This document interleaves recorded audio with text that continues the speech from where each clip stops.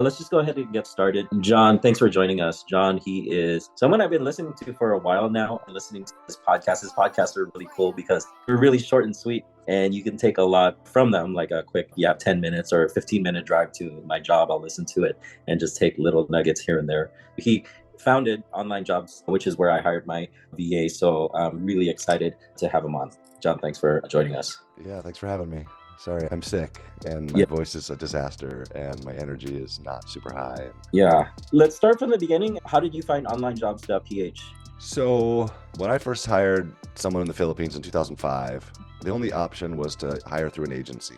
And the agency model, it just sucked for me. It's so interesting. Their incentive structure isn't what you think it is. Their incentive isn't to find you a great person. Their incentive is to test you as the employer because most problems happen from the employer, not from the worker. They asked me, do you want a webmaster or a programmer? I was like, I want a content writer. Do you want a webmaster or a programmer? We'll take a webmaster. Yeah. And they came back the next day and said, here's your webmaster. And really what they had done is pulled a warm body off the street. Yeah. And showed him what web hosting was, and that's about it. And he wasn't a webmaster or anything. He spoke English, which was a big deal. Is still with me today. Wow. That was 2005, and he's spectacular. But so the next time I went to hire someone, I went back to the agency and was like, I want a programmer now, because I was a programmer. I wanted to see if I could hire someone to do the work that I was doing as a programmer. I didn't think I could hire someone good. I didn't know if they could. I didn't know. Turned out, yes, you can. The guy that they found for me on accident was probably the most talented programmer I've ever met. He was making $250 a month for full-time work. I don't know if you remember the days of PageRank from Google, but his blog was a PageRank 6, which was so high. He had written some WordPress plugins that, I don't know, millions of people were using. And the guy was just amazing, right? Making $250 a month full-time. But when it just kept sucking. Then one day he quit. He's sorry, I can't handle the office politics here. And the agency model is they make you sign a contract, you won't hire people outside. And I just thought there's got to be a better way. There's got to be a better way to find people. And I wanted to find someone else. And I wanted to recruit on my own. And I just thought, I think I can start this job board thing and maybe get a couple hundred profiles in it in the Philippines. And then I could recruit someone myself. So I went back to the agency and said, hey, I want a programmer. And that programmer and I worked together to build onlinejobs.ph. And when we launched it, we got a couple hundred profiles in the first month. Wow. I had no idea that would happen. And then we're approaching 3 million profiles of workers in the Philippines now. So that's the backstory. It was something that I wanted. It was exactly how I wanted to find people. I didn't want a middleman. I didn't want the markup. I was paying that agency $750 a month. They were paying him $250. Today, those numbers are more like you're going to pay them $2,500 a month. They're going to pay the worker $500 a month. Great. So that's the background. John, why the Philippines? I'm Filipino, but why did you choose to do the Philippines? I know some people do Venezuela, some people do, I think Pakistan or whatever, but why did you find success in the Philippines? So I don't know. I know now why I found success. I didn't know then. I just got a really good tip. I was talking with the owner of backcountry.com. And he said, when you're ready to start outsourcing some of this stuff, make sure you go to the Philippines with it. I was like, that's weird, right? Like it's outsourcing is outsourcing. It's all just a headache and it sucks and they're low talent. And he gave me a reference to that agency where I could hire someone and I didn't do it. I put it off and I ended up hiring him. It was the most liberating experience of my life. Now, here's what I've found since. That first guy was unskilled, untalented. He was just everything Filipino. He was loyal and honest and hardworking and he spoke English. And he wanted to make sure he did a good job so that I was happy. And there's all these cultural things that make the Philippines different than anywhere else in the world. Now, you can find good people anywhere in the world, but your chances are just higher in the Philippines. Right. And then on the back end of it, so like I had a friend that went to India with something, and their first question was, and India, Pakistan, same thing. Their first question was, well, what's your business model? He was like, that has nothing to do with what I'm asking you to do. You don't need, what? No, we just want to make sure we understand your business model. No, what you want is you want to know if you can steal his business. Not.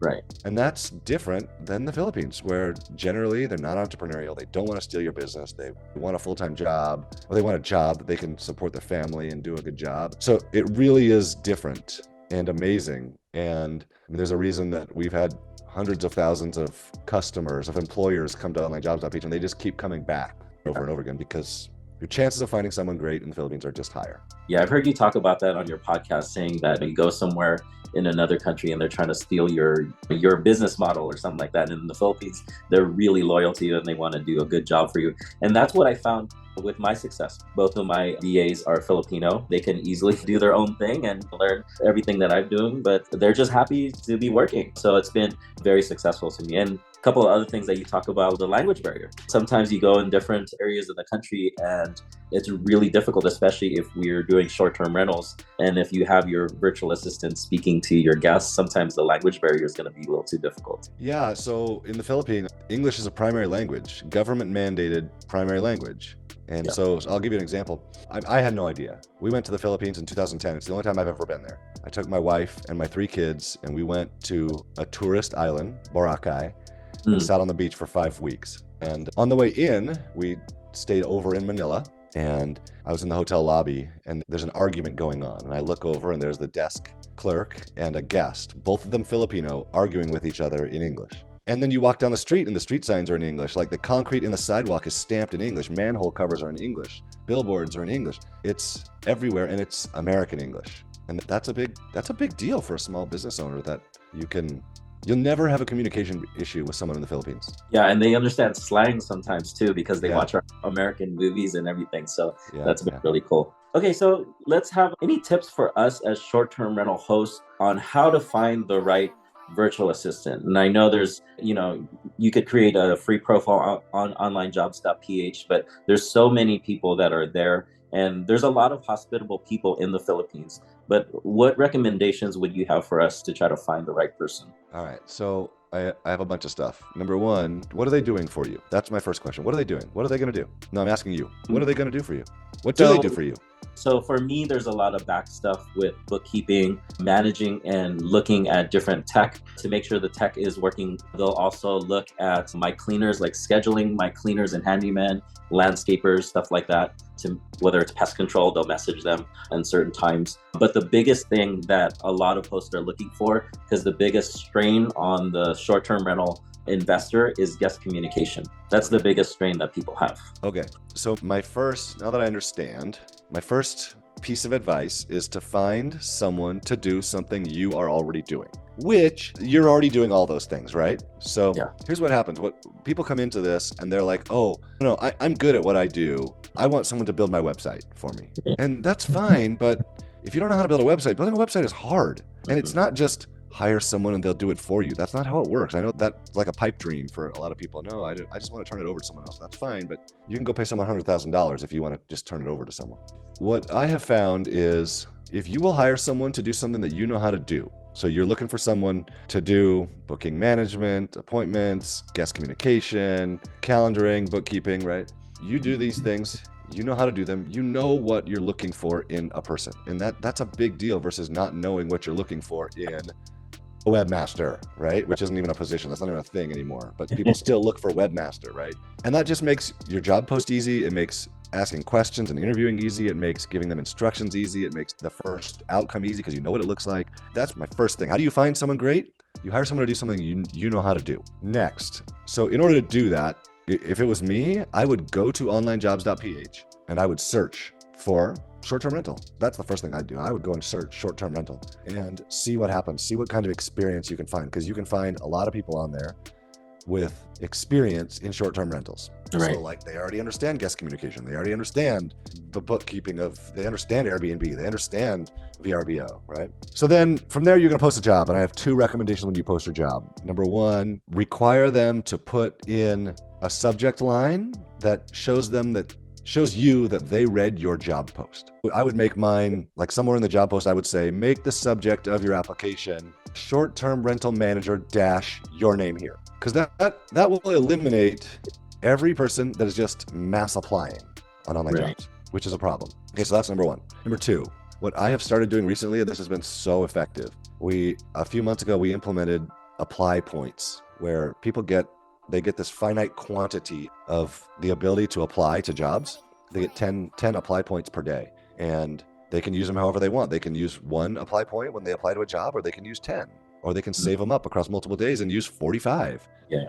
So if you're using one apply point, what it shows me as an employer is you're not really serious. You're just applying to all kinds of jobs, right? Yeah. So what I have done is I've said, when you apply, make your apply points a multiple of 4 that is not 4. Number one, they have to understand what a multiple of 4 means. And you could Google that. Sure, fine, go Google it. Great. And then they have to be serious enough about the application to use 8 apply points instead of just 1. So then anybody who doesn't give me, and I would look at people that are using 4, that are giving me 4, but people that are giving me 8 or 12 or 16 as a multiple of 4, I'm going to look more seriously at those people. So if you get 100 applicants, you can immediately disregard 90 of them because they didn't read the directions correctly. They didn't do what you asked. So that leaves you with 10 people that are probably pretty well qualified. They've showed you that they're willing to think. They've shown you that their attention to detail is there, which is a big deal in this role, attention to detail. So now what I do to find that great person is I will ask them questions via email.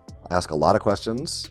I ask 1, 2, 3, 4 questions per email. I'll do it over and over again because I'm probably not going to talk on the phone with this person. Maybe you would. I don't know if they're going to be talking on the phone with your guests. So that at some point when I have figured out, okay, I like this person, our personalities work out, they're telling me the right things, because you're hiring a person, you're not hiring a skill. You're hiring a person, human, with a personality. And if that personality clashes with your personality, that's not fun to work with them. Right. And you're going to be working with them. So now it's time to get on the phone. You figured out, oh, okay, this person's really good. I like them. Let's get on the phone and make sure that their English is up to par how you want it, that they can answer your questions how you want it. They're going to be acceptable to talk to your guests. You're probably going to do that either through Zoom or through Skype. Just be aware that if you try and do that Zoom interview first, you're just going to lose people. They don't want to do it. This is just a piece of the Philippines culture. They don't want to show up on an interview until they trust you. And until they trust you, which requires you to communicate with them a number of times, they'll schedule the interview. A lot of people feel like they're brand new and they only have one short-term rental. They might have two. Can someone be too new to hire a virtual assistant? Because I know a lot of my friends who only have one short-term rental, they feel like, you know what, it's just not enough and I don't have enough work for them to do.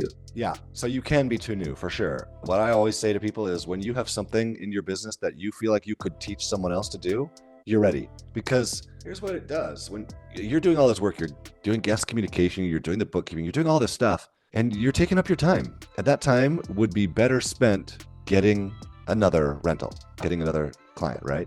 And you don't have to hire someone full-time. Full-time is awesome, and it works super well in the Philippines. You could hire someone hourly. You can hire someone, tell them up front, I only have one house right now. I'm growing my business. I'll have more soon.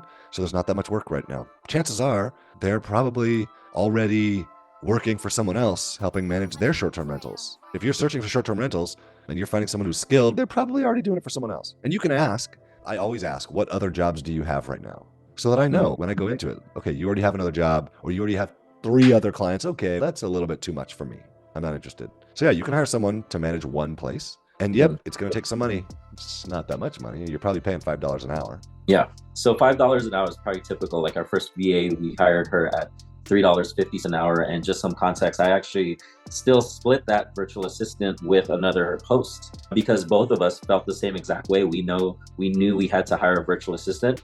But to be honest with you, we're too damn cheap. That's really what it came down to. I was like, dude, I don't want to hire someone because with short-term rentals, there's a lot of automation. But the thing is, you don't realize how much work you're doing until you actually start handing them off little things here and there. And I find that I keep loading my virtual assistant. Every week we meet up and I add one more little task to her. It's amazingly liberating. Yeah.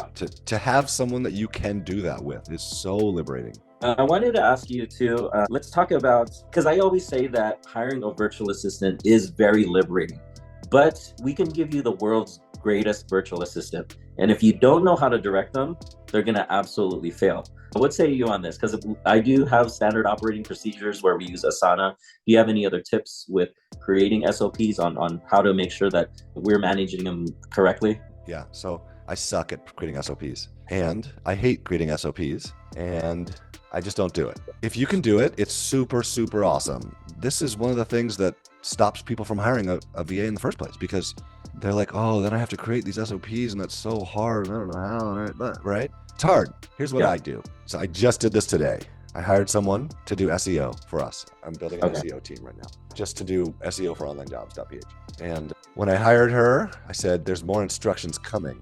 For now, I just want you, I gave her this basic task. Then I will open up my browser to whatever instructions I want to give. And I open up Snagit, which is a screen capture, screen recording software. You could use Loom, or you could use Tiny Take, or you could use Screencast-O-Matic. There's a dozen of these. I use Snagit, and I will just start talking. And it's recording my screen, my voice, my mouse. It could record me also in the picture-in-picture. And I'll just talk through that process with them. So rather than having to type out this big, long SOP that I feel like I have to maintain, it only takes me however long it takes me to talk through it. And I'm showing it exactly, and they get to see it exactly. And then when they don't do it right, I just do it again. And I go back through it. And this is so much more efficient for most people than creating SOPs. And where am I going to put it? An SOP library? No, just send the video and have them watch it. And if you treat the person well, it's one of the great things about the Philippines. I told you that first person I ever hired still works for me today. Yeah. And so does the person I hired to build onlinejobs.ph.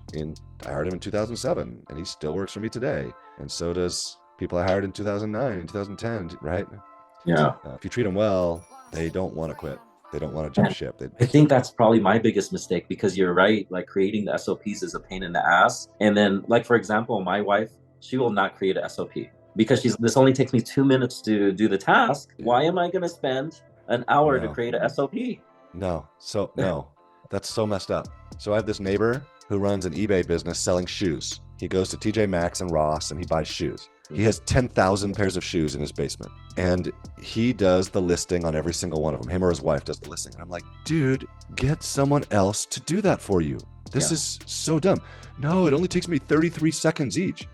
Maybe it only takes you 23 seconds each if they do something for you. Oh, no, that's not really. No, dude. Yeah, it's helpful. I mean, there's a process in my business that takes me an extra 12 seconds. I taught someone how to do it. Like, I'm not going to do this. 12 seconds, four mouse clicks, 3 times a week. I don't want to do it. And it's little things like that realistically, I work about 15 hours a week, and I have for 15 years. And it's because of that. Yeah, it's going to take you an hour to create the SOP if you go and type it up. But if you just record yourself doing it and talking through it once, it's going to take you 6 minutes. And then it's going to save you 2 minutes over and over and over and over again.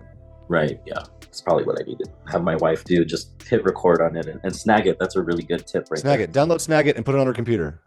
Yeah. Let's talk about biggest mistakes that one can make, because I'm sure that not all virtual assistants have worked out for you. What are some lessons learned there or are we just going to learn the hard way? Yes. At onevaoa.com, I walk you through exactly how I find a great person. And I'm to the point now where if I go to find someone, I know I'm going to find someone great every time. And the process is repeatable and it's super easy. Don't shortcut the process. That's the thing. That every time I shortcut the process, I make myself a mess. And that process I already described. I described a bunch of it to you already when you go to find someone. Another big mistake is assuming that you're hiring virtual assistant, not a human being. That's a big one. A human. This is a person. They have a family. They have feelings. They have needs. They have desires and wants and problems. Yep, you're going to have all those things with them. That's part of it. They are not a robot. And that's so many people go into this because they're on the other side of the world and just do the tasks. Just do it. I don't want to talk to you. That's the worst attitude. And if that's your attitude, this isn't going to work out for you. So those are 2 really big mistakes.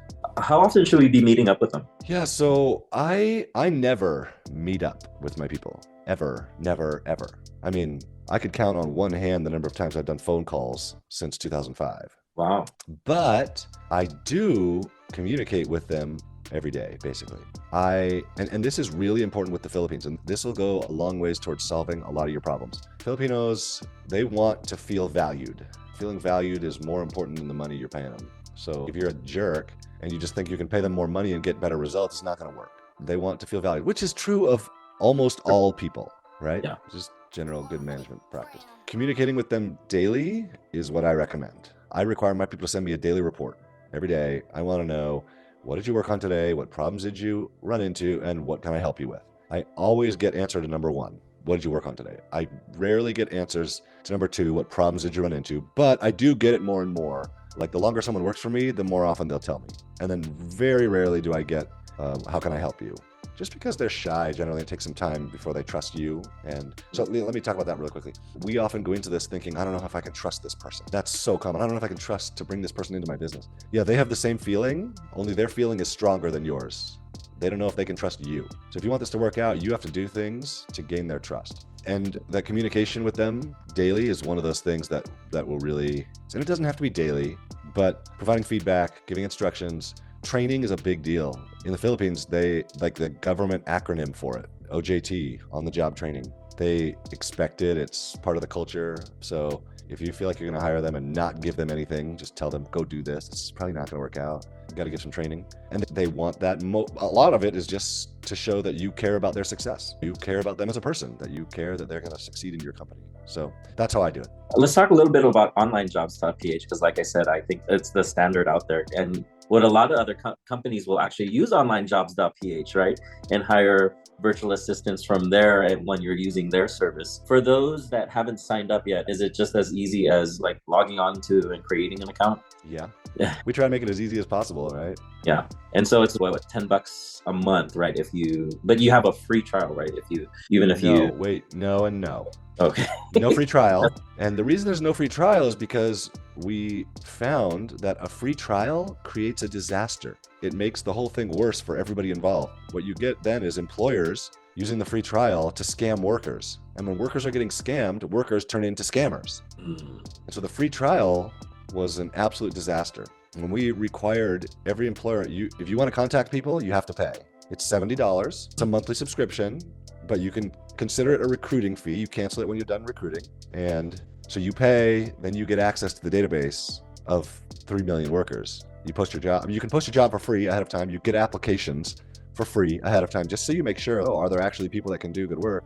But then you can see their applications, but before you get to communicate with them, you have to upgrade. So it's pretty simple. You sign up for an account, or you sign up for an account and you post a job. Account is name, email, password, and then post your job and see what responses come in. And then you're gonna get, for a short-term rental job, you may get 50 applicants, which is too many to deal with. Yeah. Dealing with 50 people. Maybe you only get 10, but maybe you get 150. I don't know. Yeah.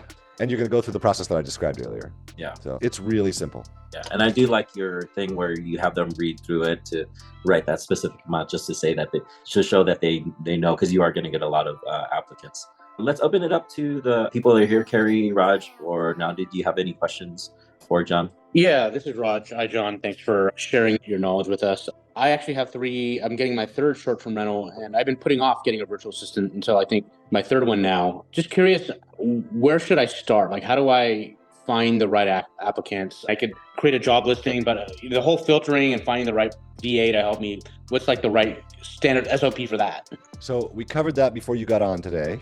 Okay. Yeah, but this is recorded, so hopefully you can see that. So I'll just tell you, I'll just say it again. At onevaaway.com, I cover it in detail, and I try to make it as fast as possible. From start to hired, it should take you less than 3 hours across like 20 minutes a day for 3, 4, 5 days. It should take you less than 3 hours, including watching the videos, posting a job, interviewing. It shouldn't take you very long. Okay. It's pretty foolproof. I described it earlier, but it's basically post a job, interview them through email until you feel like there's some sort of a relationship there, video call, whatever. You can do a test if you want, then offer them a job.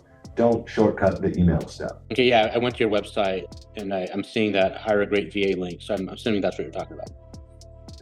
Yeah, onevaaway.com. I think, Raj, I mean, you could team up with people too, or even what John said earlier is just hire them part-time. Is there any downside, John? Will people not succeed as much if you're only hiring someone? Let's say if they say, hey, I only have 5 hours a week to work for you. Yes. Hold on. Okay, hey, Raj, we have one coupon in our company. Here it is. It's in the chat. That's a 50% off coupon for OneVAOA. We don't have any coupons for online jobs, but there's a single one that we have for OneVAOA. Thank you. Yeah, it is interesting. Full-time work in the Philippines is definitely better, but you can succeed with anything. You can succeed with part-time. You can succeed with 5 hours a week. You can succeed with any of it. If you can get to full-time, it's better, especially if you can have someone just working for you. So yeah, there is a difference, but it's not worth not doing it if you can't. Yeah, in my case, like Alex was mentioning, I don't think I'm going to need that much help up in the beginning. Like Alex, you tell me, for 3 cabins, and I still like to do some of the stuff myself, like the price labs and things like that. I think I'll do that for a little while before I give that up. How many hours? Get rid of it, man. My plan is to get rid of it eventually, but it's like a step-by-step, like a trust process, right? You give one thing, you give another thing, you give another thing, and then a month or two later, maybe you've given everything at that point. right? Correct. So I'm wondering, Alex, in your experience, how many hours did you need? What's like a right number of hours for a handful of cabins doing some of the work? The thing is, me and Tom actually, we shared one, and I love her. We love her. She goes out of her way. She's so kind and nice, and she feels bad if she's not able to log onto a website initially, and she feels bad about it. She wants to do a good job for you. And that's what I found, because I was like you, I didn't want to give up stuff. But the thing is, she was wanting to take on more because she was wanting to do a good job. That made sense. Matter how many hours. You don't have to tell them. You can just tell them, hey, look, I have 3. If they have short-term rental experience, they know. And you're going to tell them, hey, we're going to start small. I don't know how many hours this is going to be. They just want work. Just find someone, get started, and then you'll figure out how many hours it is. Okay. Carrie, did you have any questions to jump on here? No, I'm here. Same thing. I've just got one property. So just doing everything and anything learning, but that's my goal. And I've always heard to transition, start offboarding stuff and hiring your VA well before you really actually need them. I think just because of the developing the relationship, the transfer of knowledge, working through things before you grow too fast. Does it work any different? Because obviously there's tasks that can be done anytime versus, for example, like guest communication that could be at any time. Like, how do you balance that? And do you pretty much need to have then 24-hour coverage, or can you just start with one person? And I don't know. We do 24-hour customer support, and we have all of our shifts double or triple covered with people. We're a long ways into this. We're running an 8-figure business. So I would start with one person and look, if they're getting a text, if they're awake, like they're going to respond to the text. It doesn't matter what time of day it is. If they're asleep, they're not going to respond. Maybe you figure out their schedule. What I've always found is people in the Philippines very often get up really early. They're getting up at like 4 or 5 a.m. because the sun's up. And so your workday is going to overlap at some point there. Or they're night owls and they're going to bed super duper late. And you'll figure out their schedule and you'll get comfortable with it. Or you could require someone to be up during certain hours. That's not my preferred way of doing it, but because working a night shift is hard. Yeah. But you could find someone that is like posting your job. I want someone that is an early morning riser. And then you ask, what time do you normally get up in the morning? Because early morning would mean evening. I don't know when you guys get most of your questions, but I would assume it's afternoon and evening. So find someone that is up early so that they are online at 2 o'clock in the afternoon. And then they're online all until 3 a.m. Carrie, I think initially we were saying, I think most of our questions come at 7 a.m. when the guest wakes up the next day. And because a lot of times guests check in at 8 p.m., 7 p.m., and I think they don't want to contact you at night, but they'll contact you first thing in the morning. And so maybe that's the part where if you're just hiring a virtual assistant just part-time for, I don't know, 2-3 hours a day or whatever it is, maybe that's the time to contact them or say, hey, you're going to work from this time. I don't know. That might be a way to do it.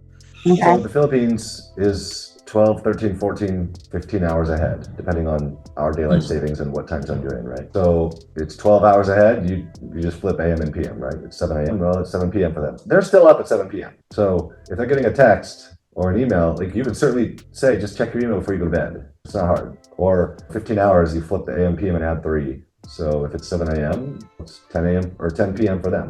They're probably still up at 10 p.m. Check your email before you go to bed. So it's doable. Other than the hours you just mentioned, John, are there any kind of cultural nuances that a lot of people don't understand until they start working with that we should be aware of? Yeah, Filipinos, this is the number one issue. Filipinos don't want to lose face. They are non-confrontational. They call it shy. They don't want to be embarrassed by you. If they feel like you're going to be disappointed in their work, if they feel like there's a problem that's going to lead to confrontation, their reaction is to shy away from it rather than solve it. And so if the person you're working with disappears, which that's their reaction, is to disappear. If they stop communicating with you for any amount of time, you know you have a problem. And what you need to do is approach them and say, hey, I feel like I did something wrong. I think you're stuck on something. You don't understand something. You need my help on something. What did I do? What can I do? Why? You just have to feel your way through that, but take the blame yourself and approach them with, there's something wrong here, and don't make them lose face in that. Got it. That's the biggest issue that people have. And if you recognize that, yeah, man, this is so good. Thanks for that nugget. Any other questions? I think we'll wrap it up because I think, John, I know you're not feeling well, and I appreciate you jumping on. Sorry I didn't get your email here because I was working like crazy, but where can people get a hold of you? What's the podcast? And the website is onlinejobs.ph or one VA away, which is what I purchased like all 3 programs from one VA away. I don't do social media. If you want to contact me directly, you use the contact us link at any of my websites, and it will, if you say, hey, this is for John, it'll get to me. Obviously, it doesn't come to me directly, but they'll forward it to me and I'll respond to you. Really, the best thing to do is get on my newsletter or podcast, johnjonas.com, and I send this newsletter out 3 times a week. We just try and be really helpful, and like 150,000 employers get it, and that's the best way. Then you can respond to me there. Yeah. And I still get all your emails because I signed up with 1 week, one VA away, and you get like daily nuggets and stuff like that. So, and I appreciate those. All right, guys. So cool. Thanks a lot, John. We'll go ahead and end the meeting here. We'll have the recording up on the Facebook group here soon. Hey, thanks for having me, man. Thank you so much, John. Really appreciate it. Thank you. Thanks, John. Thanks.